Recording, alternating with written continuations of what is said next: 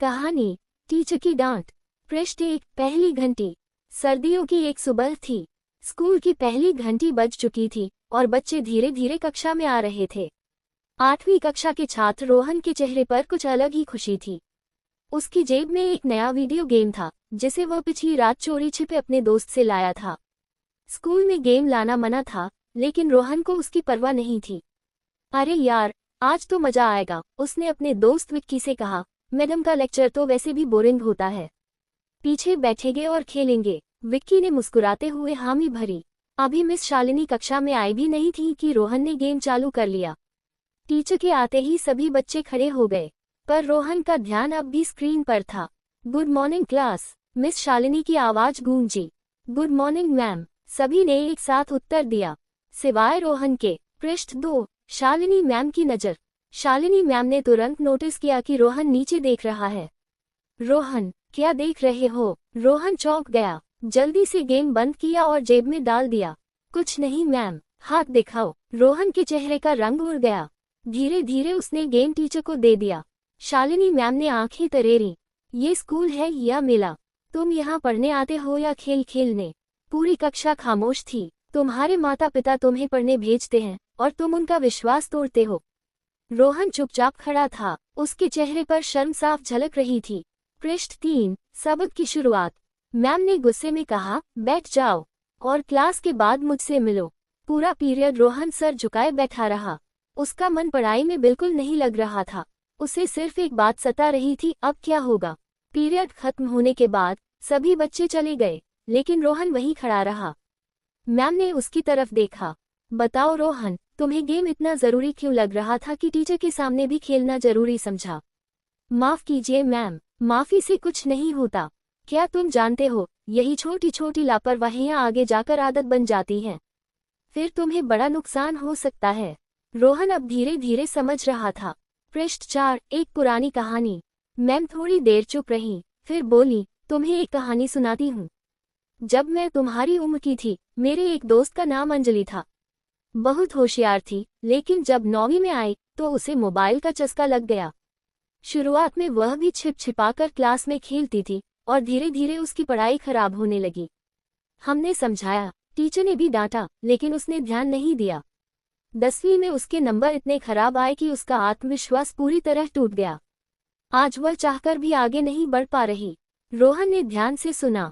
मैं तुम्हें डांट रही हूँ क्योंकि मैं चाहती हूँ कि तुम सुधरो। डांट प्यार की ही एक तरह होती है। पृष्ठ 5। बदलाव की शुरुआत। रोहन की आंखों में पश्चाताप के भाव थे। मैम, मैं वादा करता हूँ कि आगे से ऐसा कभी नहीं करूँगा। मैं पूरी मेहनत करूँगा और आपकी उम्मीदों पर खरा उतरने की कोशिश करूँगा। शालिनी मैम ने मुस्कुराते हुए कहा, यही तो मैं चाहती हूँ। तुम एक होशियार लड़के हो, बस अपनी ऊर्जा को सही दिशा में लगाओ। उस दिन के बाद रोहन ने सच में खुद को बदल लिया। वह समय पर स्कूल आता, होमवर्क करता और मन लगाकर पढ़ाई करता। पृष्ठ 6। नई पहचान। 3 महीने बीत गए। रोहन अब कक्षा में सबसे ज्यादा सवाल पूछने वाला छात्र बन गया था। एक दिन स्कूल में विज्ञान प्रतियोगिता हुई। रोहन ने उसमें पहला स्थान प्राप्त किया। स्टेज पर जब उसका नाम पुकारा गया तो वह गर्व से उठा। ट्रॉफी लेते समय उसकी नज़र शालिनी मैम पर पड़ी, जो तालियां बजा रही थी। मैम की आंखों में गर्व था और रोहन की आंखों में कृतज्ञता। पृष्ठ 7। टीचर की डांट एक वरदान। उसी दिन रोहन ने अपनी डायरी में लिखा, मैम की डांट ने मेरी जिंदगी बदल दी। अगर उस दिन उन्होंने मुझे नहीं टोका होता तो शायद मैं कभी नहीं समझ पाता कि सही रास्ता कौन सा है। डांट एक दर्पण होती है जो हमें हमारी गलतियां दिखाती है, और सच्चा शिक्षक वही होता है जो डांट कर भी प्यार जताता है।